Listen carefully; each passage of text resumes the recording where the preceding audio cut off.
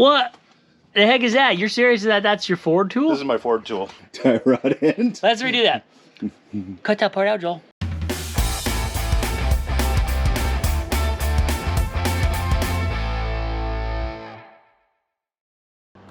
What's happening? Thanks for stopping by the channel. My name is Uncle Jake. This here is Dr. Torque. This is what we sometimes refer to as the crafter when we have to work on it, which is today. By the way, welcome to the channel. What we're doing today is we're changing out, we're changing out the 4-wheel drive actuators, but we're getting me out of a crappy club that I didn't sign up for. It's called the Raptor Knot Club. And it ain't a club that you want to be involved in. And I inherited it when I got this truck. The first time we took it up in the woods and I turned on the 4-wheel drive, it just started going slam, slam, slam. It wasn't even that muddy. And the problem is this piece right here. Look at that. So the whole, let's talk about this. So Ford did a partially cool thing. Partially. They decided that they wanted to disengage the 4-wheel drive right at the hubs so that you didn't have the shaft constantly running and disengaging in the transfer case. And so, right? Am I saying that right? Well, previously it was in part of the axle, the front axle. Part of the axle. You still had the axle that spun.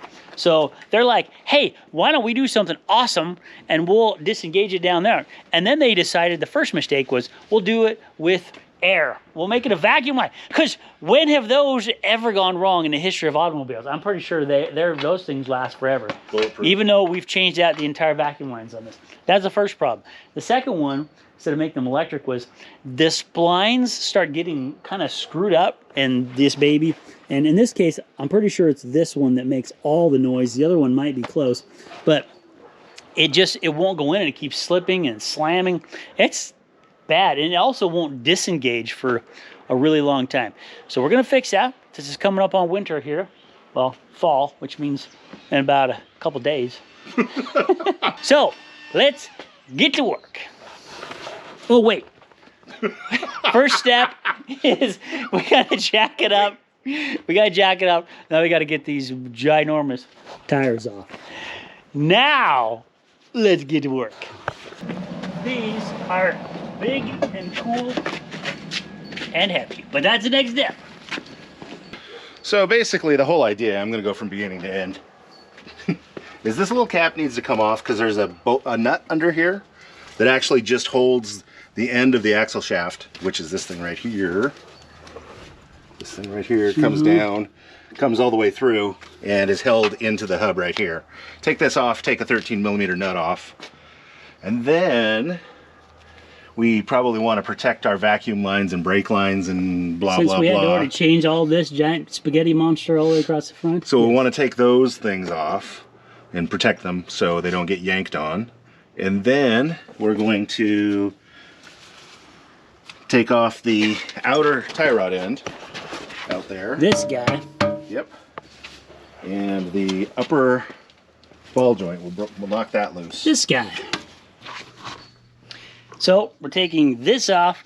It's a 13/16. So we should mention, by the way, that this is not just a problem on Raptors and not just a problem on this year. This is a 2013, but Raptors went 2010 to 2014, but this model was 29 to 2014, and I think it's even before that, right? Didn't you say you saw something? I think it goes back to like 05 or something and up through forever. Yeah. Ford, why didn't you change it? We don't need to deal with that, but we're going to take care of it today. So that's the next thing is get this off. All right, that is off. Very simple. Well, sort of. Well, the bolt. Nut. The nut is off. Now we're going to we're not going to take all this off, but we're going to pop a few things loose so we get a little more room in here, right? So when you lower this down, you don't have like an accidental breakage or a stressage. Yeah, that thing's going to drop, and it's heavy. And it might yank things loose. So to get this loose, we have found, I was skeptical at first, but pounding on stuff, the hammer, which is Tom's favorite thing to hit my Raptor with a hammer. We're going to be hitting here, which is my first suspicion, not here, but that is still a concern. See how this boot is like right on this edge? Don't hit the boot. Don't hit the boot. You'll be disappointed. Don't hit the boot. So don't hit the threads either. Yeah, that's also disappointing. There you go. There we go. Bam. Ta-da! I didn't hit it. Good job. Beautiful. All right, that part's done. Now, on to the next step. Which is more or less the same thing with the upper ball joint. The upper ball joint. This guy right here, bolt and then pound. Yeah, right there. Let's do it. This one here is slightly tighter, so you can't really get it in with the angle. But look at this fancy floppery. What do we call this thing? I don't know. People call it a wobble. A wobble. It's like a universal. Yeah, it's kind of like a universal joint, but it's got a ball joint on it instead. So hopefully it's a little smoother. Fancy. I think I'm hitting something else. We're gonna just. No, we ain't.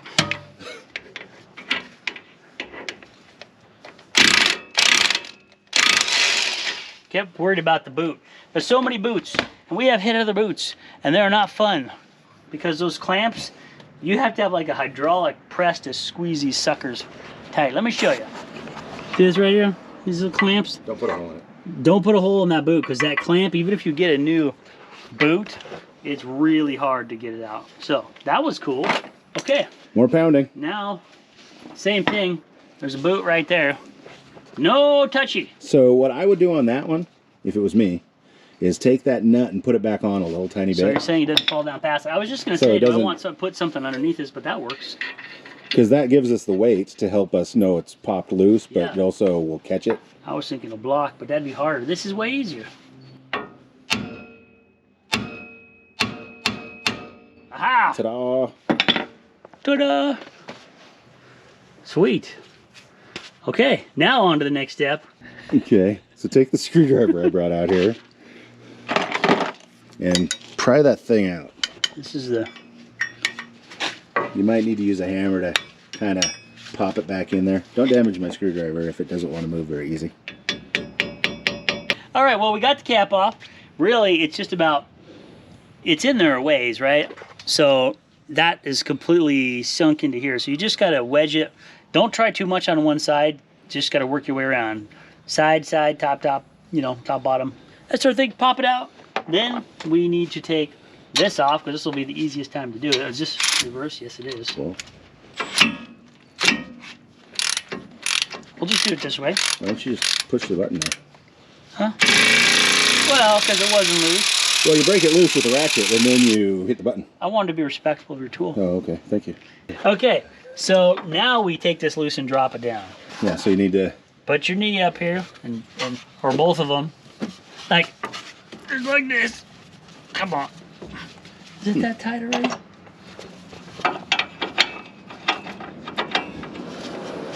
Oh, now it's turning. Right. Let me think. Stand by. What the heck is that? You're serious that that's your Ford tool? This is my Ford tool. What are we doing with this?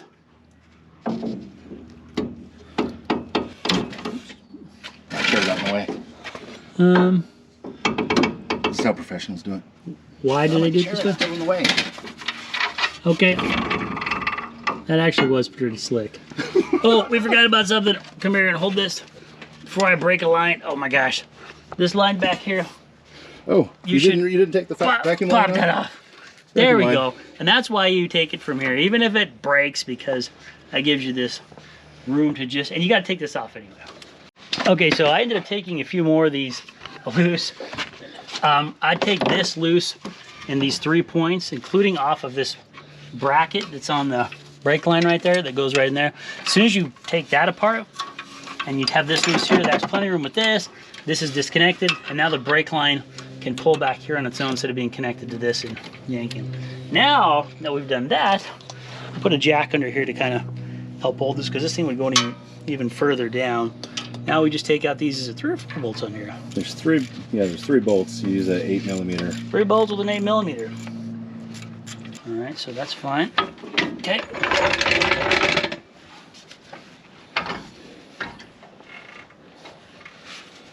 Ooh, that's tight. I don't like it. You're right. I don't like that. Come on. Well, there's the Oh, part. now push that back in to the hub. Push the... This whole thing? Yeah, there you go. Got it. All right. Now that's the part we're replacing is now out. That's out. Okay, so So- we're gonna pause for a minute. Yep, we're gonna put this back up. I go a little further. this will go. Okay, beautiful. Now we need to pack these little, what kind of bearings you call those? Or This is like little needle bearings or whatever that are in there. So the way to do that is you got to force that grease down inside. So the best way is just get your finger and slide it in there and make sure you get grease, and then to kind of coat. That's probably not what you want to do, is rub your face with grease, your grease hand. I do that. But then around the gears, pretty much all the bare metal, right? Yeah. A lot of it's just for corrosion resistance kind of a thing. Just like coated, get nice. But the bearings in there, you definitely got to get. So that's the next step. We'll get that done, and then we'll actually assemble this puppy. Not too bad so far, huh? Okay, so now the exciting part, as if the rest of this has not been exciting, is now we take this greasy thing, which is not a bad thing, and first we put it on this like that. Now, the tip is to make sure you're lining this up properly, and the easiest way is to take these and line them up where this is going to go, and then just look at this screw. Actually goes like that. Show you around. Lines up with the hole on here, right there. So it goes about like that. So it looks like this is just slightly tilted. This is vertical 12 o'clock, and that's like 12. Oh, 4.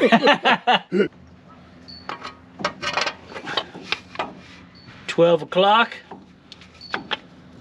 It's probably perfect. How did we do this before? That's like all the way. Oh, there we go. You just gotta pivot it back a little bit. There we go. Pivot. And then line that up again. And then it's in. So I should probably put these in first. Yeah, we should probably put something under there. Okay. Raise the drawbridge. I'd say that's good. Okay. And I wouldn't tighten those super tight at this moment, but get them in and most of the way. Okay. So, because we needed 2 people to do what we did, yeah, Jake slid that in there, the tie rod end. He slid it through just so it helped hold, and then we started this just enough so we didn't have to hold this up anymore. He was whining about being heavy, blah blah blah. Yep. Oh, did I? It's every time we do it, we scratch off a little bit of the rubber on these massive springs. But big pry bar, big cheater bar in here, and then pry this down so that you can get this nut started on there. So that's why I took that's why you didn't see that part. And now we've tested this, we've turned this. While we were holding this up, we bent a little flange on the bottom down here. Let me see if I can show you this. The dust shield. The dust shield right there. Just up a little bit so it was scraping. So Tom had suggested very wisely so that we just turn this a little bit, make sure the gear's engaged. And that's a good point. At this particular, I don't know what you say, stage or configuration, whatever, this is disconnected. And the way that Ford designed this is if you lose vacuum pressure, the 4-wheel drive is supposed to engage. Which means right now, since that's where it engages and disengages, this shaft should be turning. Not the whole 4-wheel drive though, just the hubs. Just the hubs, exactly. Yeah, to be clear. Because the transfer case still isn't engaged. There is still a transfer case that does its job. However, hopefully that shaft should be turning, which it is. And we did have a little bit, again, scraping sound we heard down there was just the dust shield. So we fixed that. We're going to tighten these. We're going to put this bolt on, this bolt on. We'll hook all this stuff back up. And then put the wheel on and you're done. Put the wheel on, we're done. With one side. With one, yeah, with the first side. So we're going to start putting some of this stuff back together. And we'll come back when it's a little further along. Something that might be interesting to see is the ye old-fashioned hub. So yeah, Ford and Dodge both use this exact same hub back in the day. And it's like, this is like a manual hub. So you can lock it and unlock it by turning this thing. And the axle shaft had come through here. Kids were remote controls and you had to get out to locking your hubs. So exactly. So right now it's unlocked. So you can see how this spins in here. And so that's like, you know, freewheeling. The axle shaft is still turning, but the wheel is separated from it that way, the spinny part of the wheel. But then you can turn this to the lock position, and now this is locked. It won't turn, so this gets turned, and which turns this out on the outside here, which then turns the wheel. So that's what used to be. A lot more reliable. Beefier.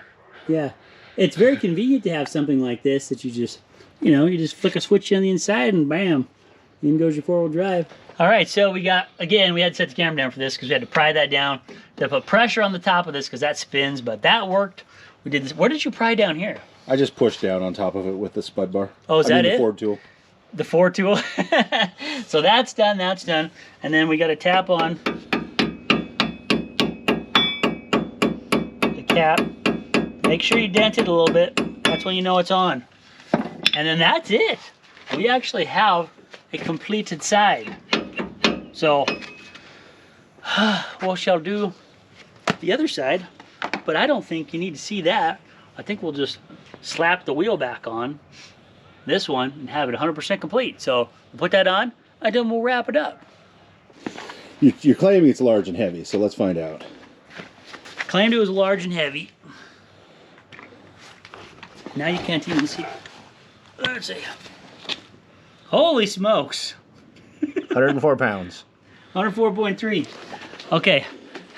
That's pretty heavy. I'm going to show you a trick that is going to be amazing. It's so amazing that you have to be careful not to, literally you can hurt your arm right here, because while I could never pick this up like this, if I use a fulcrum right here on my knee and I press down with my shoulders and try to curl at the same time, you could pick up so much you could literally, I have hurt that bone. But let me just show you. So you line up the spot and then you just fulcrum it right up. How about that? Fulcrum. It's a great tip. So we're gonna put this on, then we're gonna test it because I gotta make sure that the 4-wheel drive actually works. We'll come back as soon as we get this on, we're ready to test it. On to the next. All right, we got it. It's done. Wheels and tires are back on. We're gonna lower this down and take it out and test it and see if we fix this. Man, I hope we did. Let's get it dropped down and let's go find out. All right, we're out testing it by candlelight or, well, dome light, but it's still the same. So we're going to engage. Okay, I heard that. I definitely heard that engage. Now we're about to turn a corner, so I don't know if it's, in fairness, it's gonna have time to disengage. Nope, it's bound up. I feel the tire's bound up. Then they're off. My gosh. Let me try that again. Engage. Heard it. Disengage. Takes a little bit longer. Disengage. By Jove, I think we've done it. Once again, we have defeated Ford. The Raptor is now once again the Raptor. Thank you so much for joining us. Thanks for taking a minute out of your day to stop by, or two, and see what's up. I'm gonna go around the block and pull back into Dr. Torque. He's still sitting out there. He's like, why you keep driving around? Because it's so fun that it actually works. Listen, have a great rest of the day. Ask us any questions down below that you'd like. We love answering them. The community is awesome. And speaking of the community, if you would like to be part of the community, you can become one of the Mischief Mafia by subscribing, so you can see what else we're up to and you know when to hang out. Like it if you like it, don't if you don't. You can thumb down too, that's fine. We just like your engagement. We appreciate it. Have an awesome rest of the evening. We're gonna take you out with the patent pending fist bump of friendship. This time while we're driving, so we gotta do it fast. Whoop-ow! The fastest video we ever did. With Jeff? Yeah, he wasn't slowing down for you. You saying I don't? I'll go fast. Call a tow truck straight to the junkyard. What? Come on, Ford. All right. Yeah, ow! No one wants to see that. Yes. Ooh, that smells weird. Two little piggies.